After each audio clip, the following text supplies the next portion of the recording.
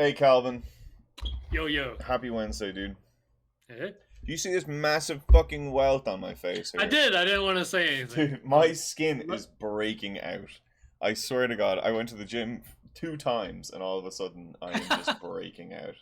I don't understand what's going on at all. that's how a body reacts when it gets a foreign object that is telling you that you shouldn't be doing this. Oh, So this there's isn't alcohol. This isn't a cheeseburger. We're no, no. we're losing all of that. Oh, okay, cool. Freak out. Have a total freak out panic attack moment. It's a great bodily system to Dude, drive you towards what you should be doing. yeah, it sucks. It was gnarly as well too. This thing came up as a welt for like 4 days and has just been peeving me. So yeah, it's great. My beautiful exterior is completely ruined. On top of Are you? wearing these massive cans today, and I feel really strange doing it. Yeah. Speaking of the gym, how close are you to your previous prime pre-COVID? So How many? far How away. long? How long will it take you to get there? 3 months, maybe 4 months. I don't know. If it really just depends on how the body works, you know. Yeah. But like I'm far away. Yeah, I'm far away. You Understood. know, I'm definitely A far away.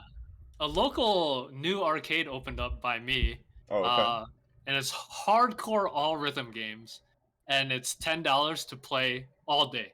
Oh, crazy. So $10 free play, which is amazing because if anybody has been to a modern arcade lately, you would know that $10 probably lasts like 15 to 20 minutes. Yeah, Like doesn't get you very far at all. exactly. So it's awesome. I've been playing some DDR again. I used to play a ton and playing with like the local DDR players that have been playing like these past 20 years.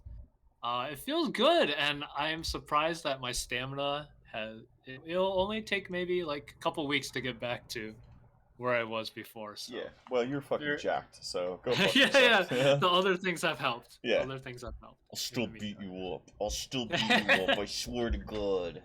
No, I have no idea these days. But that's class though. $10 to get in and go to town and enjoy Yep, it is nice. absolutely. Is it an actual Yep. bar? Is it just like what kind of place is No, it? it's funny. It's in the back of a strip mall. So it's a strip mall. You go around back and there's this like shady garage with no signage or anything. Sounds And about it's right. just yeah, it's just there. Sounds So about right.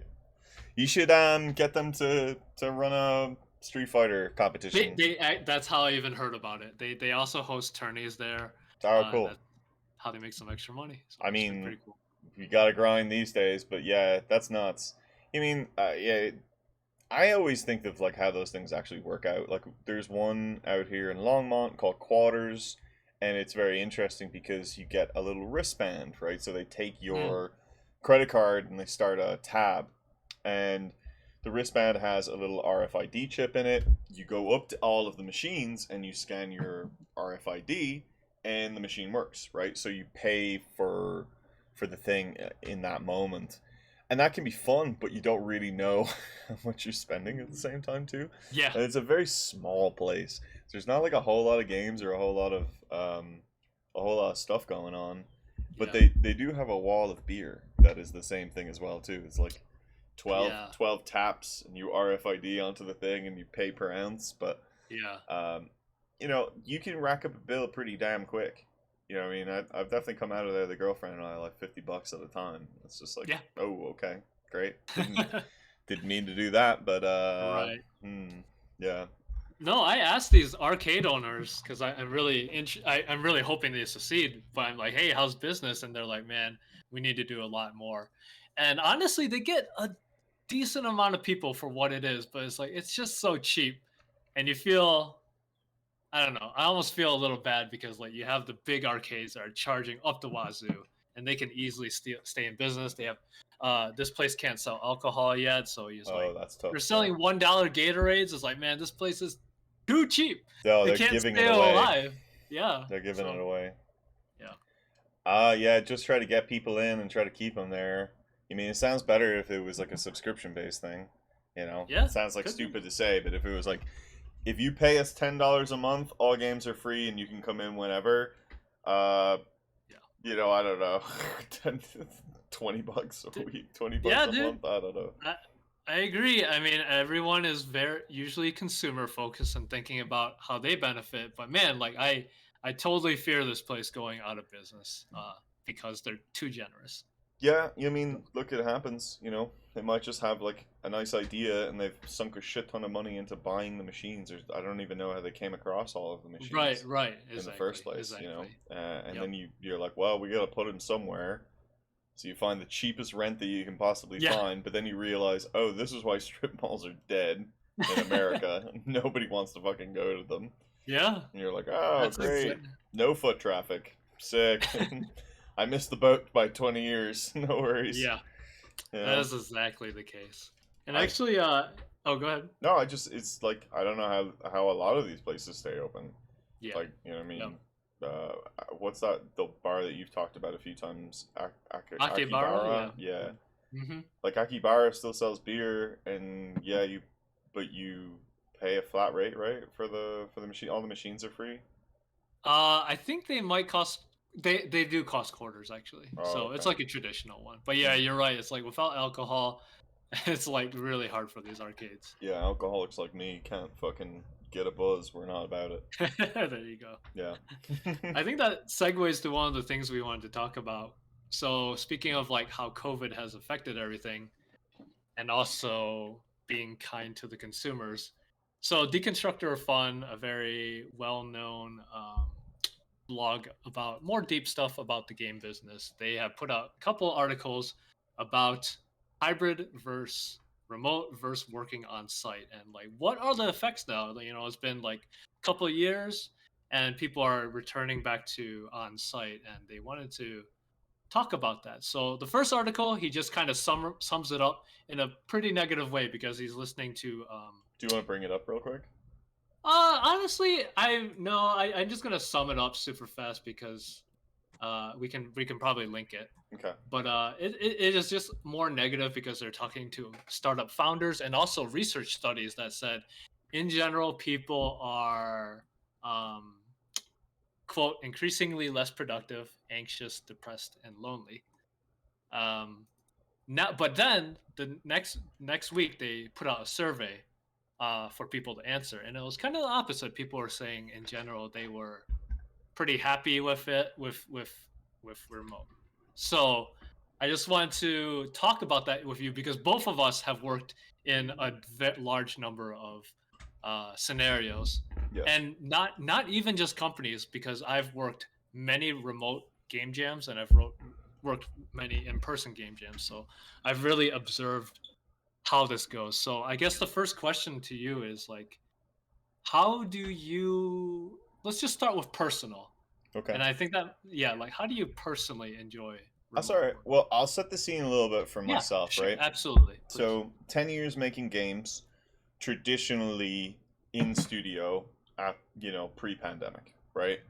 5 years Backflip Studios, one of the most unique gaming, one of the most unique studio experiences you'll ever have. Like I've never heard or seen, or I will never experience the level of like creativity and craft that everybody could have at Backflip. The ability to just like walk around to somebody's table, just say, "Hey, what's going on? Oh, what are you working on? Like, let's take a look at that." Do reviews at the table with the code.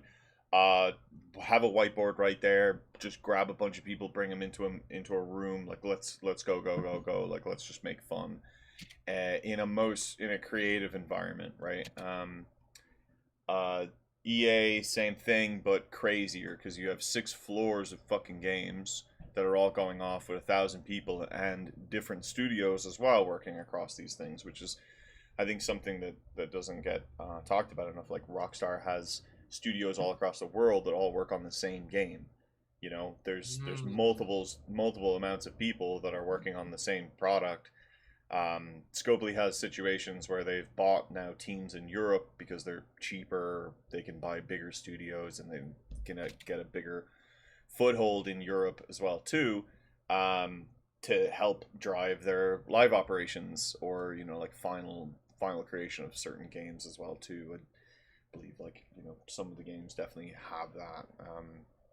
Look into it, but so I think that there's a lot of different ways where we're talking about how remote is still always going to be a thing as we are an interconnected global entity. Um, after pandemic, 3 years of fully remote, working with fully remote teams, just been remote. Haven't gone to a studio, have barely gone to a. I've done work in, what are they called, like work Uh, spots where you like rent yeah, a like table. Yeah, co-work co-op. Yeah, areas. yeah, co-working spaces. Yeah. Like I've done those as well too, and those are fun. But a lot of people, if you're working on games, they're not working on games; they're working on something else. But it is a good way to at least like just meet random people and talk to them and just like have a good place. So set the scene there. I've gone from nice, in studios to out of studios. Which do I prefer more? I prefer, I think, a hybrid approach. I do believe I prefer a hybrid approach. I think that there's a thing about, like right now, it's nice. Like I get to be at home and I get to, as soon as I wake up, I can make my coffee and I don't have to worry about getting ready, going, getting changed, going to an office, having to have a meal, having, like making sure that everything's planned out for lunches and everything else like that too. Like I can just be at home. But at the same time, my home is a 425 square foot apartment. And it is prison sometimes. You wake up here, you're here all day, and you're here. You might get out in the afternoons. I got a dog, so I got to get out, go and get out to get him out. But it's difficult. It is difficult at times. So I totally feel the whole thing of like increased, anxiety, or I don't have increased anxiety, but I mean increased depression at times. You just don't. A lot of people might not feel so connected, right, to their teams and to their individuals and their groups. Um, that being said, though, every fucking tech CEO I've ever fucking seen on this bloody topic has constantly just gone and said like and shit talked remote work completely and utterly. And I fucking hate that because they're fucking wrong. Like you know what I mean? That first article is like coming at it from that approach of like, oh hey, all these people they're less productive and blah blah blah and they're blah blah blah. It's like, yeah, dude, because you rented a building that you have almost empty to have a building present space, and you don't know how to fucking transition to being online, right? You also don't know how to trim your fat as well too. Some people I just think don't work well remote, right? But I do think that like it's it's a case of like if you find the right people, like with the Giant Fox group, everybody's remote. We have times of lull, but we have times of burst and great creativity and communication, and all of the same steps happen. It's just that we've switched our productivity into tooling and into different things like Figma, Miro, Jira, like a lot more. We're doing, video calls. We're huddling in Slack, right? We're still doing the same connection based stuff, but it's more about like, what are you really focused on and what do you care about? And I think that's a big, big thing. It's easy to kind of fake sometimes, like caring about something if you go into an office or try to have to deal with it that way. Or maybe you can get a little bit deeper, a little bit more invested. But when you're outside of it all and you shut that meeting down, you have to have people who are self-reliant, that can actually go and say, cool, this is what I need to get done today. And they might stretch it over the whole day. Maybe they start working at 10 p.m. You know, they might be on call. They might just be there on their Slack or something like that. But maybe they just start working on it later in the day. And I think that to me is like the benefit for the individual worker versus the fucking overlord CEO who's like, fuck remote, get rid of it all, everybody back to the office, blah, blah, blah, Yeah. It's definitely hard to argue against the gained freedom for the individual. So, yeah, to answer it myself, it's very similar. Where as an individual, of course, I love remote, so I can have total flexibility around what I need to do. Now, well, not total. I mean, obviously, like you said, you still got to be on call and everything. But yeah, for the studio, yeah. So you are against the execs. I'm against the execs, yes. I Yeah, fucking yeah. hate it. I I am not necessarily for it. Here's what I think where it really depends. So, especially having worked on game jams, I feel like what matters, or one of the most determining factors, is how much uncertainty there is. I think when like you're, especially let's say you're in a prototyping phase at a big company and you need like a lot of communication. I think that's when you really want face-to-face communication, because in a game jam, your requirements change hour by hour, Hmm. and you're talking to multiple people and multiple requirements are changing, and that's when I know that I benefit a lot from literally walking around between computer and computer and try to glue everyone together Yeah. to get them on the same page. But, and they do acknowledge this in the second article, which is, if a hybrid approach could be like you get together for 2 days during like really tough moments, Hmm. but then once everyone knows their marching orders, you can, let's say you go into a live ops phase and you know exactly what you're going to do for the next 2 months, then you can just go remote for 2 months. And I think I can't, that may not be 2 months, true. maybe not two Yeah. months. Okay. Yeah. I mean, there should still be conversations. Like, Yeah. I mean, Yeah.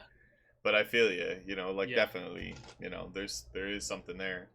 You know, like I'll break it down in a little bit of a different Hmm. scenario, right? Like, I think that there's a different level of creativity that you can get out of working together in the same room. Very true. I think when you lock heads into the same room with a whiteboard and give them a problem, there's a different solutions that kind of come out. As designers, it's like difficult to communicate design sometimes, right? Like you have to really have your ducks in a row. But in a remote aspect, if I have my ducks ready, I can just share screen, boot up a Figma board, and let's just look at videos. Let's just look at examples. Let's just look at this breakdown that I've already made, and then I'm halfway to a Bible of like how a feature should get made, or how what a standard is, right? Like, so like I work a lot on combat stuff, so it's like, hey, like here's this one sheet tear sheet on VFX positionings and attitude for the game. Great. Here's 7 different examples of different games. Here they all are broken down. Like, let's just look at it. And then on the call, we can just talk through. We can draw. We can do all the same stuff that we would do in an office approach. But what you don't get is that moment of you seeing me through the window, building all of that, right? Like really breaking it down. And I used to have a lot of conversations with people, you know, like those things. They just come in, they, you know, open door policy. Like my office would always be open, right? Come on in, come see what we're looking at, come see what we're doing. Hey, what do you think about this? Blah blah blah. And like having that is like detrimental, but also like really great. It was great for the designers, but sometimes it was really bad for the engineers, because the engineers are deep in throes of working on something, and sometimes they just want to ignore you.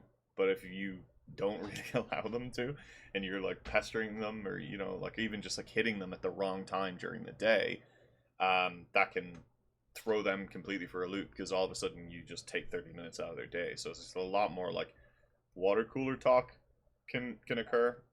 Yeah. But you know, I don't know about you, but you know, Backflip was a extremely you know, really nicely crafted office, right? Like we had Yeah.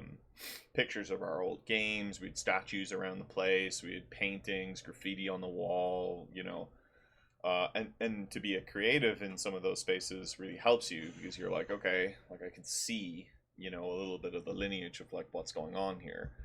And working at Midway Studio in Austin was a lot like that too. You walk in and all of a sudden there's like a life-sized you know, a life-size statue of a Star Wars character just like right there. You know, Darth Vader was like right there. And then you're in the studio and you're just seeing concept art on the walls. You're seeing different games getting produced. Like people are busy, and I feel like if you subscribe to that idea of the New York Minute, right? You walk into New York City, there's an aliveness.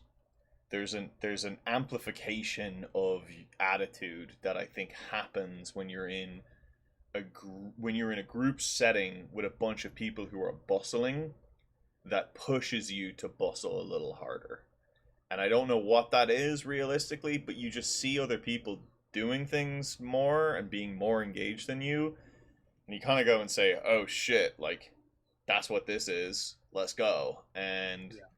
you get into it a bit more. So my remote working in this last year, this job has been very relaxed. Is that a good thing for me? Yeah, absolutely, it's a good thing for me. But it's also a poor thing for me because I like the intensity and the drive of being like really close to something. But at the same time, this isn't terrible. This is great for me as a worker. This is awesome. But as a creative, like, is this the best way to get something out of me? No. And that's why I say, like, tech CEO to worker. I think it's great for the worker and it's not great for the tech CEO, but it's that, you know what I mean? It's Yeah. like we Yep. have to keep our power at the same time too, you know? Yeah. That's why I've been really careful about like separating and trying to use the words individual versus company and all that thing. So I absolutely agree that like the flexibility and the comfort is like I don't necessarily mean to use comfort in a bad way, but it's like it is the thing that we think about when we answer a survey that says, "Are you happy with remote versus on site?" You're like, "Hell yeah, I'm happy. I get to do all these things." But honestly, if you are most concerned about growth and performance and um, comfort is usually like against. It usually works against that. This is kind of a side tangent example, but it comes to mind because I think about people that are like, I don't want to go to a fighting game tournament. That sounds scary as hell. I'd rather just play online, which is roughly the same. But No. I have already observed in this past month people that go to these tournaments for the very first time is intimidating as hell, and they lose. Man, the next day they play online, they suddenly rocket up. Like they have been thrown to the wolves, and they get extremely good because they're in that environment that you just described.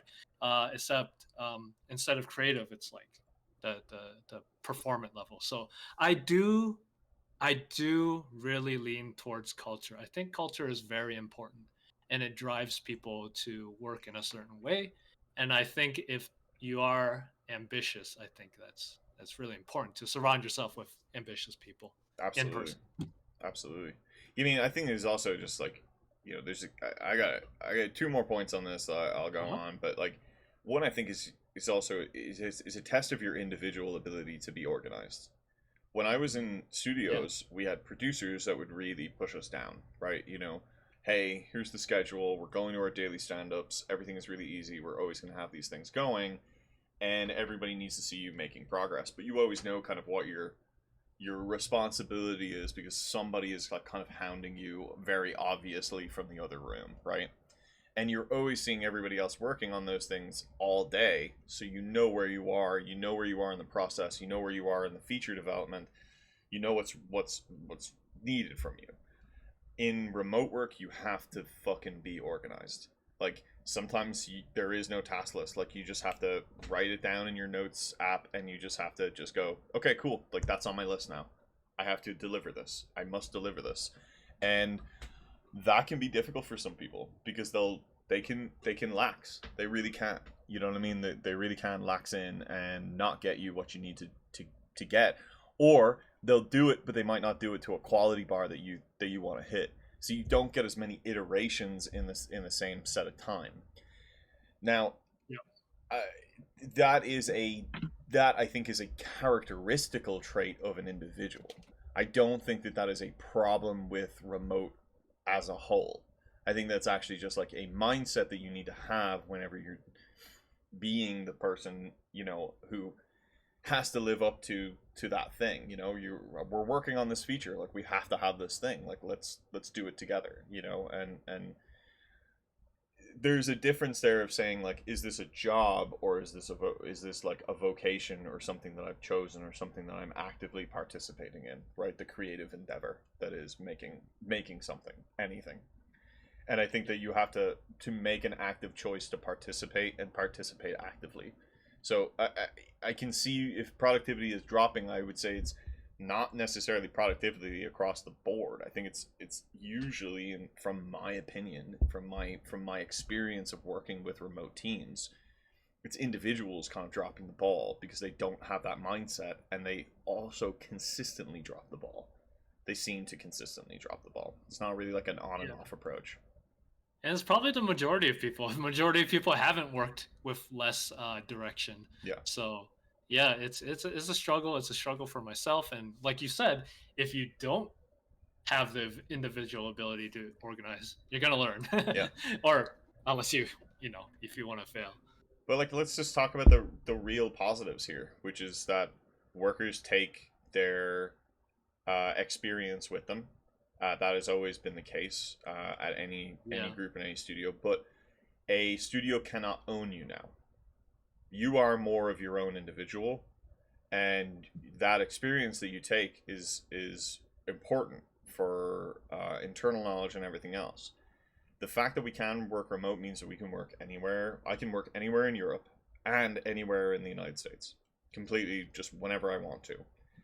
I work for a California company, but I also work with a distributed amount of remote people whenever I really feel like it. And I would not be able to do that. I would have to be living in California, have moved from Colorado, be paying exorbitant amounts of rent, would not be able to afford a home, would have to be living right in the dead center of San Francisco, and I'd be fucking miserable. I would be miserable. Like, sorry, good for everybody who's, who likes it out there. I don't. I really don't. I don't understand your state. I don't like it. It's not for me. Cool. If it's for you, awesome, sick, but not for me at all. Fuck. Every time I'm there, I'm just like, this fucking blows, dude. This blows. It is a pretty alien world to the people who are not used to it. Oh god, yeah. Especially for myself as well. Yeah. Madness. So that power that a company has over you is not there anymore. Yes. And yes. I knew fucking guys beforehand that, our average lifespan at a company was 2.5 to 3 years. So we're talking about people who would have to move states every 2.5 to 3 years with a family, right? Like, I remember one of my managers, I'm not going to name his name, but like, last job he was working before Backflip was, in Florida, right? Mm-hmm. So moved from Florida to Colorado, spends about 1.5 years in Colorado. That place goes down, ends up then moving to California with the whole family as well too, to go and now work at a studio out there. And I wouldn't doubt that there were countless other moves before that and everything else too. Right. So I don't like my job having to define where I live. I personally don't like that. That's fair. Right? I want to live where I want to live, and I'll work on what I want to work on, especially in a creative endeavor. But this power hold of like, you need to be in Silicon Valley to work on the riots, to work on the blizzards, to work on the other things, I think is like almost a dead approach.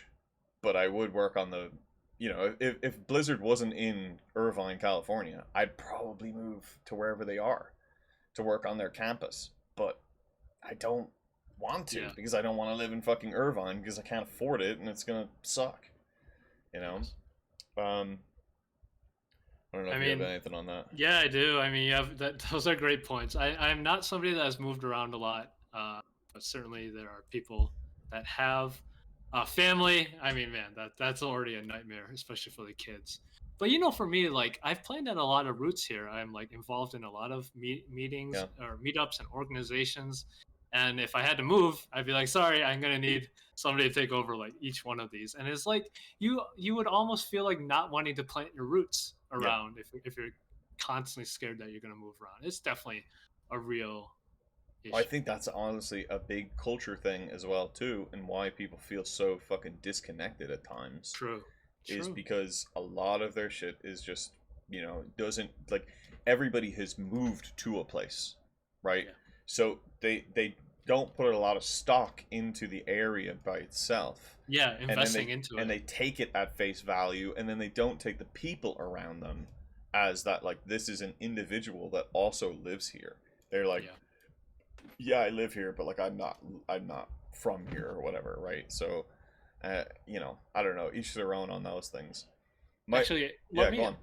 I want to offer a counterpoint to that, and it's something that the article mentioned, Hmm. which is that this was the author's opinion that he feels like people, your teammates in a fully remote environment, it just feels like you're working with a lot of other contractors rather than feeling like you are on the same team necessarily.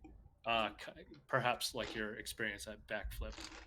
I I I think that's a production and culture problem that is hmm, supposed to be driven down from the top. okay. So you think you can have a pretty strong culture Yeah, remote if you do it right? yeah. Okay.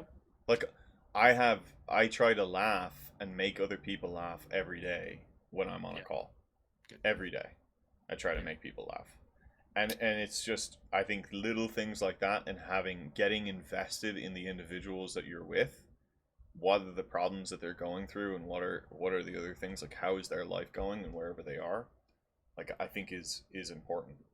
I think that the secondarily side of it too is that if everybody is treating it like a job, and it is a job, and we're invested in this as a job, this is the work that we need to do and we're good at what we do, then it's okay if everybody kind of feels like a contractor, because are people doing their job, like are we able to build and fulfill that that thing, that corpo language, like that's another, what I mean, it's a whole other part of it too. It's just like when you're working for a corporate company, there's like a fucking corpo way that people talk to each other, and it's not fun, and it's not energetic, and it's not just talking to people and trying to get invested in their lives and stuff like that too. But if you try to fucking have some banter, try to have some fun about it, and not make it always about work, and just make it entertaining, then and be real with people, talk to them as if they're right beside you.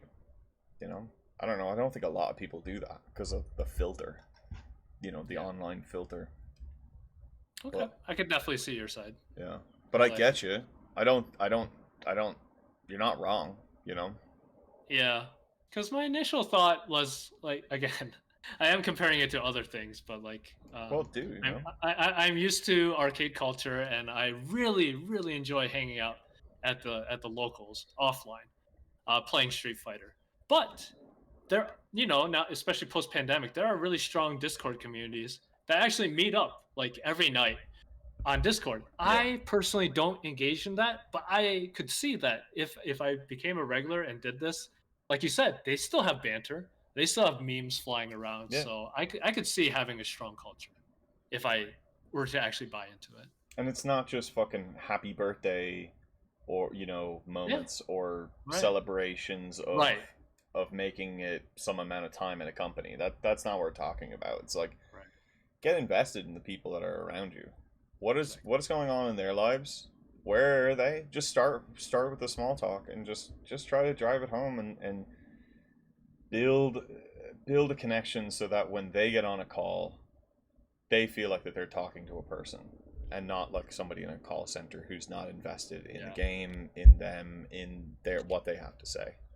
Yeah. And everybody in this side of things, like from artists to the engineers, like they should, we should care about the product.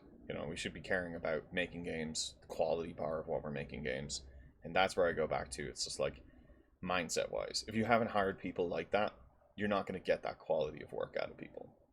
But Yeah. each their own. Sometimes it is a job, so I get that.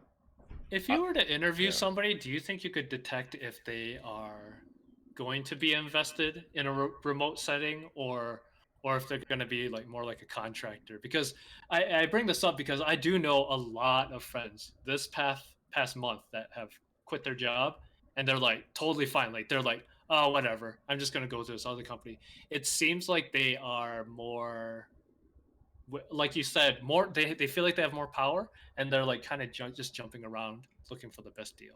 It's And difficult. No, it is difficult. It's one of those things where you will see it with time. hmm, I think that you will also see it in the lulls of attitude. Like some of these things kind of shine out when problems occur, right? And what are people's attitudes when a roadblock happens, I think is a humongous thing to see, right? the last thing you want is for, you know, to have somebody on your team that, like, when everybody gets on the call, they bring the energy down, so that, like, every meeting becomes this slog. And if you have that, then that would be the same if they were in person. You know, it would be the exact same.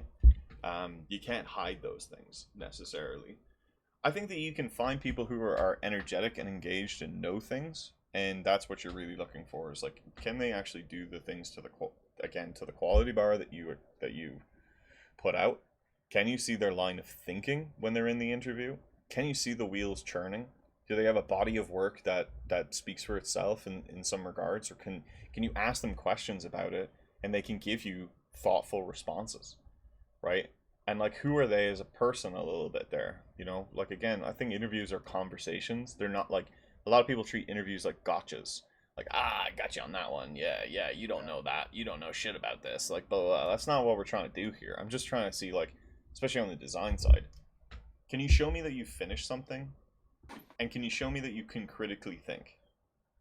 And can you show me that you have like a bit of a breadth of like background knowledge in our industry and in games and in techniques that will help you to frame things forward, right? Like, oh, hey, we're going to be working on this 4X game. Well, cool. What 4X games have you played in the past? How many times have you played them? How far have you gone? Can you show me your progress? What's your favorite moment in one of these things? And if you can tell me something and show me a story about it, I can see at least you're engaged with the subject matter at a deeper level than what most people are, which is like, especially in mobile, people try to blag their way in. It's like, oh, yeah, you know. And then a lot of the times they're doing an interview with you and the first question is like, how many of our games have you played? Or how many can you even name?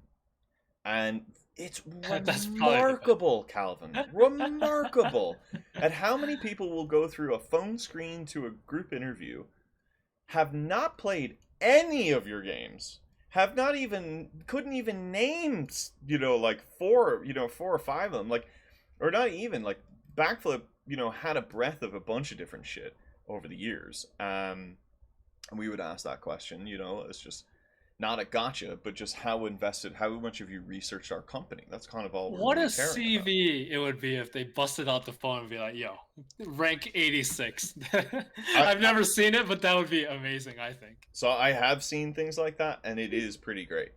Yeah. Especially when you're like, oh, like, because you can swap stories, swap experience, but also you can go and say, oh, that's like that over there, or something like that, or kind of like this, or blah, blah, blah. Like, you it at least shows that you at least semi know the space, you know. And it's not the be all and end all, but I'll go from there, you know. I think my last go on. I was gonna say, when I asked that question, my initial answer would have been like, I would want to hear stories about teamwork and how they worked with other teams, and maybe that they're excited to work with a team in a company. But as you were talking, you said a lot of individual traits, and now I started to lean over. Maybe you're right. Maybe it's important to have really self-sufficient people, because in a remote setting, you're gonna really need that sort of non-hand holding. So I think you swayed me with what you were saying. Look, it's difficult because, you know, I think that in different industries or in different places, we might say that we have switch hitters, right? Like, to take like a batting term, right, from like baseball. We might have some people who are leaders, and we might have some people who are support players. Like some people who come in, kind of fix up a mess, or like can always jump onto something. Very good across the board.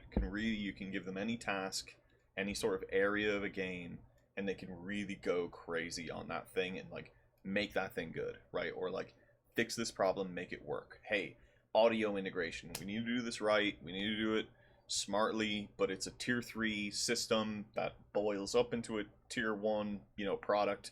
We need to have it, but I can't put my best minds against audio systems because my best minds are going to hate that, right? They're going to fucking just be devoured, or they might go too crazy onto the tech side, right? They might be more of the mind that is like newer technology, advanced systems, deeper algorithms. So it's like knowing who you have and knowing what pegs you need to fill sometimes are really important.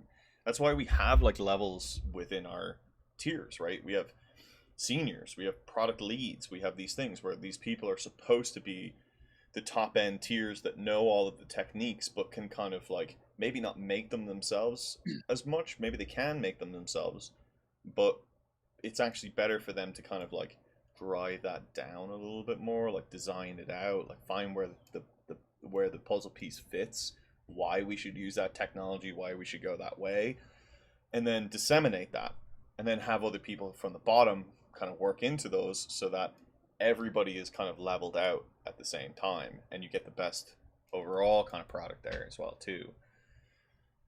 Do I believe that or do I not believe that? I don't know, but I think that you have to, like, when you're building out those teams and you're building out those models of who do you have and who's your bankroll, right? You can't just be always hiring big hitters, because the big hitters will cost you a lot of money and you won't get them. That's right. Can't And just have DPS, man. Protect them with tanks. yeah, and It's they just might go and they might honestly go too deep.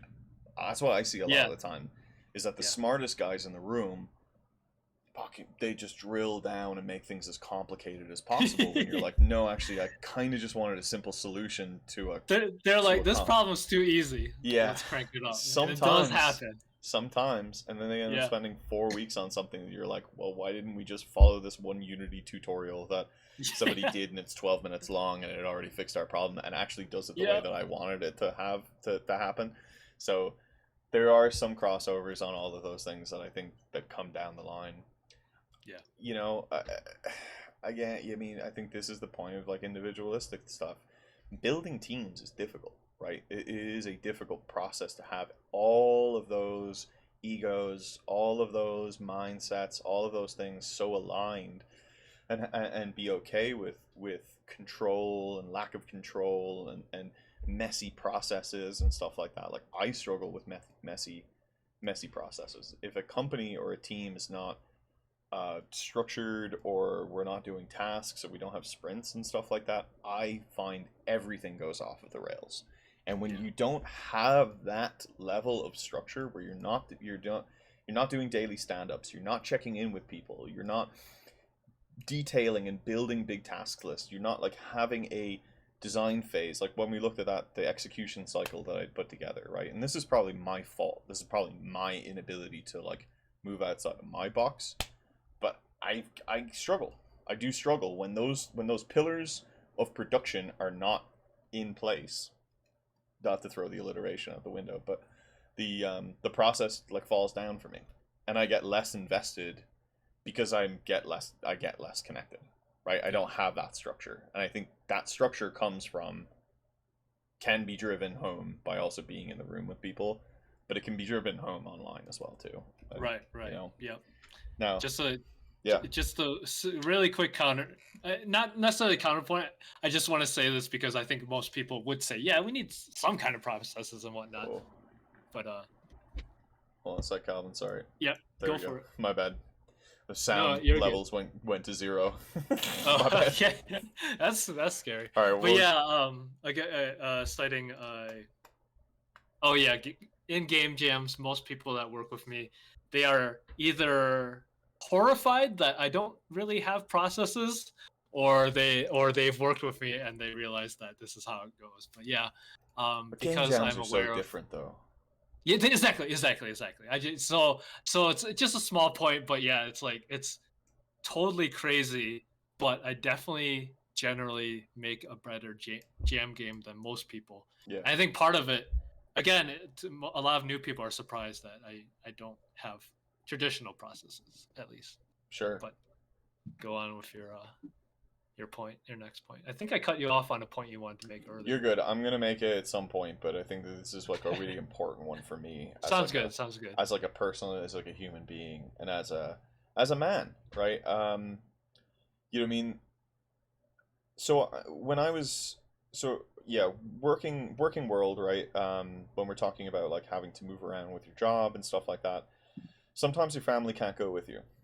And I've known a bunch of individuals that have actually have done this. I've worked with them alongside them, and it puts a big strain on the relationship, especially when there's children involved. Oh yeah. You know what I mean? Especially when we're talking about, you know, equality and equity in the home, and everything else like that too. You know, if you can lose your job every 2.5 years, right? Your high-paying job that probably gets a decent amount of the joint income together and pays for a good portion of whatever, the house, the bills, childcare, everything else that's going forward. But every 2.5 years you have to leave. That means then the other person is not going to be in a situation where they're also stable as well too. Then you know what I mean. So because if they have to work in an office, but you don't have enough Oh, opportunities around you to be able to do what you want to do. So like I say, like in Colorado here, right? We got Backflip Studios that's gone. We have Dire Wolf. We have Serenity Forge. Um, Sunblink Interactive now, but like what I mean, who knows when they'll start hiring? They'll probably start hiring now in the next like year or two, maybe. Like who knows? But there's short amount of companies and a short amount of roles to kind of like fill those things. They're also kind of like around Colorado. You know what I mean? Some of them are in the Springs, some of them are in Denver. So if I have to lose one job at one place and say that, well, but my partner works here and works physically here and loves their job and loves everything they do and loves their colleagues and is doing well for themselves here. Well, I don't want to be a forcing function to be like, well, we need to now fucking uproot our lives, our child's life, everything to move somewhere else for a job that might only last 2.5 years as well too. And that's a scary thing. And I've seen guys who are like, especially international guys, like move from Canada, leave their family completely behind, like wife, kid, leave them completely behind, go to the States, start making a paycheck and send it back. yeah. Or they move states across, and they basically move states across for maybe like a year, and basically say like, I need to feel this out before I can commit to moving my entire family over. And I think that is like a humongous problem, in just the workload of game developers across the Yeah. country. It's like that by itself has a humongous problem. Yeah. Like uh, so it's like we're robbing Peter to pay Paul. Yeah, sure, I get maybe what I want, and I get to go and move to California and work for Blizzard and blah blah blah. But what if we had a great life in the Midwest?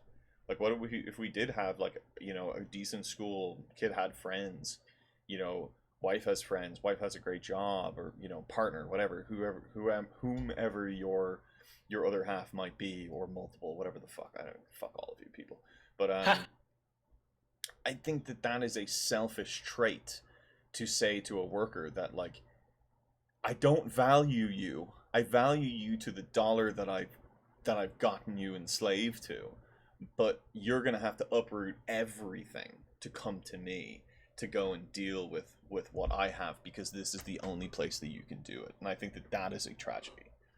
Um, that by itself, humongous problems with divorce rates on that side, right? Like you're just putting monumental strains within families. Now all of a sudden you might have to go and like rent a place and have a mortgage and be living separate lives and doing all of this stuff. And you might not even like the work, but guess what? You're stuck now because you have to do it, and you already got a lease or something, and you gotta try and like piece it together and like figure it out. So to me, I think that's like a big reason why remote needs to stay and needs to be available is because it's not right, in my opinion, to if we're not able to put down roots and we're not able to feel comfortable in our jobs and we're making big moves, like think about it like in the 1940s and stuff like that, or whatever, right? Men wouldn't a lot of men didn't want to fucking be with their families, okay? A lot of men didn't want to be with their families. But nowadays, you know what I mean, sorry, I guess I'll go back as well. They want to be, but they also necessarily couldn't, right? When you had like one income or like one stronger income, um, they like that's where the money was coming from. And I'll go back from the 40s, I guess, like the 20s, all right, whatever. You had one strong income, and that's where everything was kind of coming from. So you're out all day doing your thing, working away, and then you come back and you spend a small amount of time with your family, and that's all you get. So you're not engaged in your child's life. You're not engaged in that upbringing. You're not engaged in that world. But right now you can be. Like as a man, you can be. If you have a kid and you're working remote, well, guess what? Like you can save on daycare. Like you can have that child here. Like you can be working alongside and having a better family life. I think is a benefit to an individual, is a benefit to that child later on, and I think just helps men also just feel more secured into a family role that allows us to thrive a little bit more there, rather than feeling very disparate and away from our family and colder to our family, you know. So Those I are think great that's points. I think that's my last like major thing on that, where I just say I do see it as just an equal benefit. Yeah. I'm not, you know, as on that side that I can tell tech CEOs to go fuck themselves. No, that's a very good point. And that's actually never one I've heard about, because that's a deep, not a deep cut, but not something that we've gone accustomed to, and then we don't really think about it and talk about it. But I think that's a really good point. And in general, it does seem like, especially the game industry with its volatility and also its low pay, makes it extra risky to uproot yourself and go to another state and lose everything. More so than other tech companies. Like if I were to go to like Facebook, it's going to be around. So not as risky. Yeah, exactly. My hope is that I can get to those bigger companies like later in life. Hmm? Like 40, 50, you know, I can keep working the way I am now and then build my way up into a management layer that, you know, is successful or something like that, and transfer those skills into a bigger conglomerate company later on, so that, you know, I can be making the fucking 350K a year that these fuckers are making or whatever.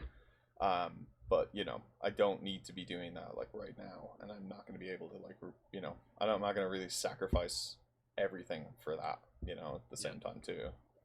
Indie games are a young man's game. Indie games are a young man's game. Yeah, yeah, yeah. You know what I mean? It's one of those things where it's like you know, as that Studio Ghibli film little piece at the end there went and said to yesterday, which is like, yeah, I mean, kids don't care about conventions. They don't care about, you know, the standard that's already put forward. They don't care about the things, the process that's come before. They just care about what's in front of them right now. And I think that like as an approach is like, we are trying to also say, hey, here's like a bunch of old hags who have also worked in offices for their entire lives. Their parents worked in offices their entire lives. Now all of a sudden the world is opened up to this ability to work online, and we're trying to tell a bunch of younger people, oh no, you have to go to the office because the only thing that's working, the only thing that actually works, and the only way that we get productivity is through the office.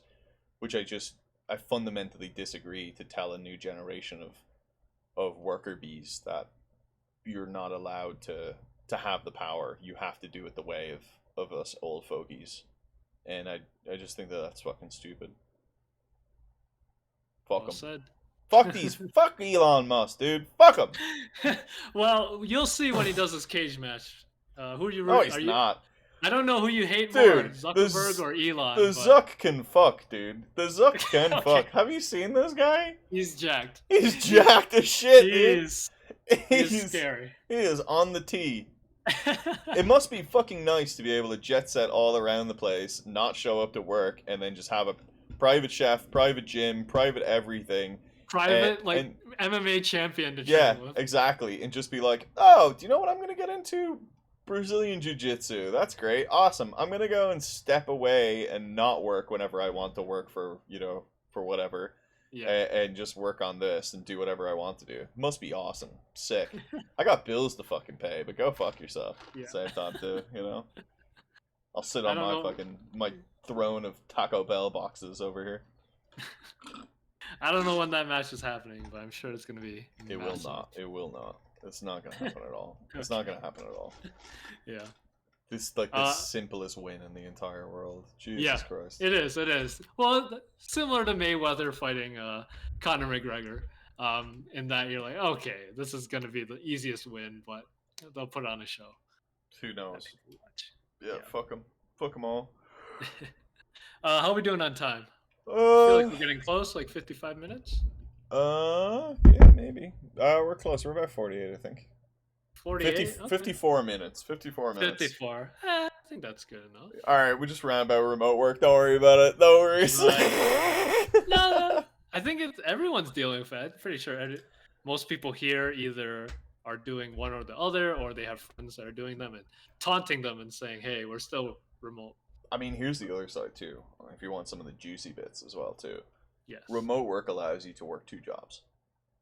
that was pointed out in the article that some people do 2 or 3 jobs still. So Yeah. I didn't realize how prevalent that could be, but that's true. That makes Actually, sense. very prevalent. A lot Yeah, more prevalent than you think. yeah, And it's not necessarily that people are just setting up side projects, but they might be doing contracting on the side, right? yeah. And they're doing just their core contact hours, right? So we're here, California time is for me is 10 to 6, and I'm working from 10 a.m. to 6:37 p.m., right? I get an hour break in the in between from 1 to 2. Everything else is my time. That laptop shuts, right, and it opens up, and that's when I'm on the clock and I'm doing the things that I need to do, and I'm focused for that moment. But there's a shit ton of time between 6 a.m. to 10 a.m. that you can be doing some Right. stuff. There's a decent amount of time between 7 to midnight that you can be doing some stuff. So I do believe that like this also is a great benefit for the individual, where we can do things like this. Now, the people who are doing 2 major jobs that both have the same contact hours within the day, and they're like working for one studio and working for another studio, I think that's a little cracked. Just because I don't think that like for me as a designer, it'd be difficult for me to go and like really throw myself into one thing. But I have worked multiple jobs while working a full-time job. Doing work on Shelter Game Story while also working on Batsu while also trying to hold down a full-time job is was a thing. Did do that for a solid 9 months to, for I guess last year, not so much this year, but I mean, definitely did it. Flew to GDC, with Giant Fox while also working for Machine Zone, and Yeah. that to me was not necessarily, if anybody is listening to this, it wasn't necessarily like a about the job. It's more about helping a friend like try to reach a new level, which I think is an important thing to do when you're in this industry. Is that remember that this industry is small. I think that it is. People have told me that over the years. I didn't believe them, but you do find the same faces come up considerable amount of times. Somebody that you're talking to now might grow into a big role like later on, that you never see coming. So making sure that you're just always being humble and find the humility in the idea that we get to do one of the coolest jobs that there is in the world, which is Yeah. try to make something that genuinely entertains and genuinely tries to show somebody a new perspective, in an interactive medium. I think is just crazy. It's just one of those things. So Yeah. if you care about it, Uh, you're gonna do it. I heard a more memorable term for that. Instead of this industry is small, I've heard this industry is incestuous. It's like, because you always hire from the same people from other companies and blah blah blah. But yeah, in terms of helping people, I do a lot of talks and I meetups and prep stuff for people, and a lot of people. I want to say a lot of people, but people would be like, "So are you charging for that?" And I'm like, "No, I'm not." And I totally understand their point. They're like, hey, your time is valuable. You could do this, but I consider these people all my friends. And I was just at a startup gathering this morning, Hmm. and one thing, somebody was on the mic, and he asked a question to a guy. He was like, "How is your business structured?" Because the person was like both a business and also a social enterprise to help the community. And then his answer, the guy got really loud actually. He was like, you do not need to be a 501 503c or whatever it is called to help people out. Like he was he was like almost mad to hear that. And I don't think he was mad at the person. He was just mad at the concept that you need business incentive to help people. Yeah. He said, if you want to help people, go out and help them. You will help yourself. And he basically hammered on this for 3 minutes. And I do feel the same way. Sure, I could make some money in a side hustle or giving out information or teaching classes. But honestly, when it comes to helping people, I am just relatively generous because I found it's helped me. So, Yeah, look, um, yes, I agree with you. I do think that you do have to value your time, so you need to like not do it all the time. exactly. But Yeah. I usually say that the first one's free. You know, like we'll do the first one Sure. for free. Yeah, Right? yeah, yeah. We'll just get there and we'll see how it goes, and we'll just do the first one for free. That's Um, fair. and after that, it's like, what's your budget? What are you trying to accomplish here? And do I actually think that you can do it? Do I think that you have the skills? Do I think you actually have the drive to be able to do what you want to do? Well, then I might invest my time against you, right? Because I might go and do some stuff and give you for free, or like drop in and out, and maybe like throw some feedback, build a level or two, do something. Hey, is that useful? Is that not useful? Well, maybe it is, maybe it's not. You know what I mean? But um, if you can at least put yourself out there with the people that you feel like are actually going for it and push Yeah. them along, you're buying equity sometimes. You're buying like good favor is what is what I call the equity, right? So good karma comes back, hopefully. But if you put enough goodness out into the world, especially if it's if it's like comes easy to you, then why not? You had some inroads into that thing. So if that thing blows up, all of a sudden you can be like, cool, I did a little thing on that. I actually know the guy who went and did that. We went and did it, and that's the driving structure that drove them into that direction, and that direction, went into this thing, and it snowballs, right? So like I think little helping hands can keep people on the same track, but you kind of do have to not so much pick your winners, but you know I don't think that everybody, you know what I mean, not everybody is equal, I think, on that side as Yeah. well too, You're correct. I don't think you're saying anything like controversial. I don't think you should kill yourself and work all your free time and take it away from family and whatnot for everyone. Yeah. Um, yes, you're right that some people kind of return the investment better, and I don't mean financially. I mean like these are the guys that will take your advice and they're gonna go for it and really uh, materialize it. I like that's more worthwhile. Also, I mean, real equity. I mean, Mhm. business deals are not necessarily just hourly, getting paid hourly, right? Sometimes it is actually better to be like, yeah, I got 3% in this, and I've got 5% in that, and I've got a little bit in this, and you're kind of doing little bits of work to get a little bit of equity. And if that thing hits, you know what I mean? It's like, oh, well, cool. Like I'm here to collect, or maybe I can make a pivot and make a move and move into those positions and start going up the ladders a little bit more, right? Like to me, I think that there's a lot of people who want to be. I want to be the fucking CEO, dude. I want to be on the C staff. I want to be blah blah blah. But like, I don't see people working their way up through companies these days to get to those Yeah. things. The way to do it is to start something, build it up and fail, or build it up and succeed, but also help other people who are trying to build their own ideas. Yeah. And then you're there. And then all of a sudden, if you guys as a group can make it work, then hey, like great, now we're a $1 billion or $1 million a year product, and you're like, sick. Like Yeah. maybe I can quit my job. Like maybe I can be excited about this. But Yeah. you gotta find something you're also excited about too. Yeah. Listen, Sean, I think we have like a bingo sheet for Fuck. this podcast. One is you ranting about California. That got checked off.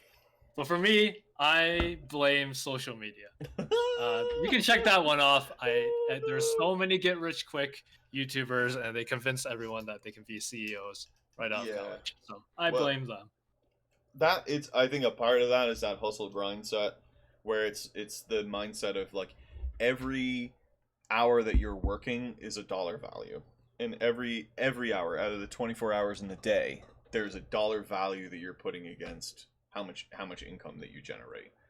And you need to increase that dollar value every single day, and blah blah blah. We need to be blah blah blah. Like,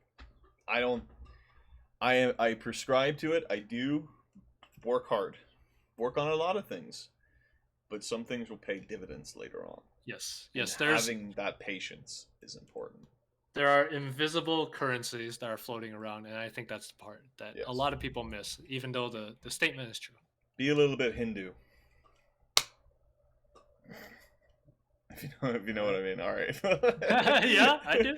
Well, in Indian and Pakistani cultures are like usually built around like kindness and giving and stuff like that. So it's, I mean, if somebody is less fortunate than you, giving to them and feeding them or doing something else in the in between is an act of helping and self-sacrifice. And I think people will gather, if you give them a part of yourself for a minute.